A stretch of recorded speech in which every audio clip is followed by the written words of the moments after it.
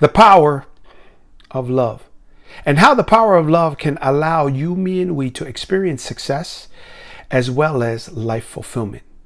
What is the power of love? To me, it's at least 5 of these aspects. Number 1 is to love you.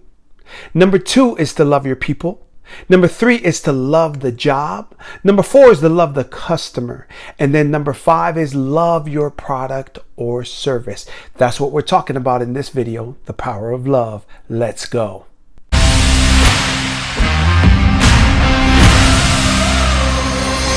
The power of love. Number 1, love you. Number 2, love your people. Number 3 is love the job. Number 4, love the customer. And then again, number 5 is to love your product or service. I mean, love. So if we don't love these things, what we get is, I believe, is what you hate, what you don't want. Non-success, not achieving goals. That's what happens. We could call it passion, we could call it love, and we could actually rearrange the ordering of how it is that I order it, and that all of those are semantics, word usage, semantics. But to me, without really this power of love, we really cannot achieve much. Oh my goodness. What about just number 1? What about just loving yourself? Who is it that has no conflict, right? And can now appreciate, be grateful, do great things, that love themselves, that love and respect themselves, that love, respect, and are grateful for themselves, that accept themselves. How is it that someone can love someone else or care or be affectionate or help someone else when they can't help and or love, respect, and be grateful for themselves and who it is that they are and accepting who it is that they are? So that's the first part of this aspect of love. And can we say love God and on the spiritual sense and all that? Yes. I did want to just keep it in terms of 5 and not get religious or faithful on this. It's just love you, love, respect, and accept yourself so that you would be able to now love, respect, and accept others and be able to now have what's called a relationship. And then when you love something and when you love yourself, you would compromise for that relationship. Like for me is that you would face your fear and rise, face the things it is that you're facing and rise. That you love yourself is not that you don't feel a reaction of self-doubt, but after that innate human reaction, because everyone has doubts, that's a human reaction.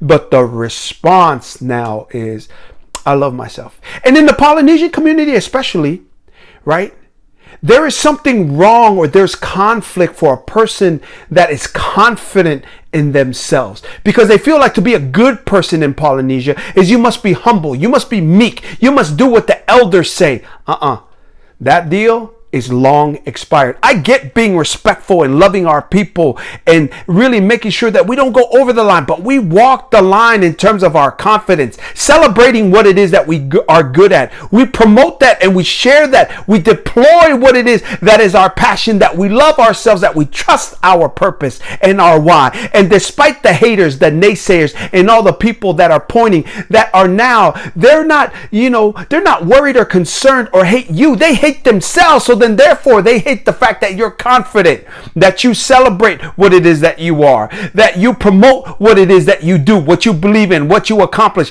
This whole Polynesian factor, that bullshit has expired. So love yourself. And despite what your culture says about to be meek, humble, right? You're still a good person if you can promote who you are, talk about what it is that you do, and celebrate your wins. To other people that are just haters, that won't sound right. But believe me, you not loving yourself doesn't turn into good things. Look up Robin Williams. Look up Anthony Bourdain. And I'm not talking negative about these people, but these people had some conflict now of not being able to live with who it is that they are, celebrate who it is that they are, deploy who it is that they are, because they were too concerned about people that were not good with themselves, so they made them feel bad about themselves, right? Don't be those people. Love yourself. Number 2 is love your people. Appreciate your people. How can we do that in business? What it is that I teach my over 32 client sessions, in these 32 client sessions that I have a month, right, is that people love people that are like them. They love people that like what they like, and they love people that love what they love and believe how they believe, right? All of those aspects. But loving your people when it comes down to action and help and betterment and helping them progress and advance is that one, that your people that either work with you or a co-worker or work under you or that you lead, that you develop them as people. It's also called personal growth, right? That you advance them, that they get an opportunity to start at maybe the first level, but then they can become this next level and then this next level with more, right? Advance, develop their knowledge, develop their skill sets within the industry, develop and get better, and then also advance with more money, more responsibility, and then also lastly, and how do you love your people? You appreciate them. That you take the chance to empower them, not make them entitled that you're going to give them anything, but that everything it is that they want, they have every ability to learn and grow and achieve because you have helped them. You loved your people by developing them, advancing them, and appreciating them. And then number 3 now is to love your job. Love what you do. Give your best, excellence, your best, not be the best. Most managers and leaders, they don't listen to me when I tell them that, hey, stop saying deadline. Deadline is a pressure deal. Yeah, but we have to be realistic, Coach V. This is the way we've always done it. But let me just tell you, in 2020, right, deadline is obsolete. Win line is inspiring. That is what is empowering, right? Deadline creates too much pressure. It doesn't allow our people the freedom to really cut it loose and perform without anxiety, without stress of being the best, but their best. When you love your people, you approach them that way. When you now love your job, you approach people that way, that you're just trying to be your best. Just your best in terms of excellence. I'm not talking about perfection, but I'm not talking about mediocre as well, or average, because average is too far from the top and it is too close to the bottom. But that you, me, and we love our job, and we do so by being our best. What is that? What does loving your best and doing your job and in your job, loving your job, what does that mean? That means this. Prepare. All of us can prepare. What is the strategy? Design the who, what, where, when, how, and why.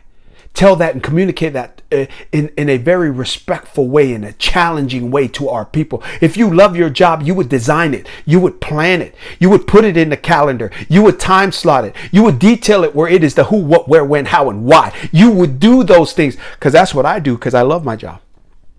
And you say, well, that's easy because you're good at it and you love it. No, I do it to prove to my job, to my profession, to the universe, because of the humble blessings it is that I have received and the grace, unmerited favor in which I've gotten. And I see other people that don't even know where the hell it is that they're going, that I better love my job, love what I do, and make sure that it shows in everything it is that I do. That people can't tell that I love my job so much. They can't tell whether I'm working or if I am playing, right? Because to him or her and to you, me, and we are always doing both. We love our job so much that we just make it look like so much fun. Number 2 is really to serve the customer, that you love them. It doesn't matter who's right or wrong, but you just love and appreciate your customer, that you do and go beyond. And people say, you know what? Well, loving the customer is customer service. No! That is the basic fundamental. It's customer service.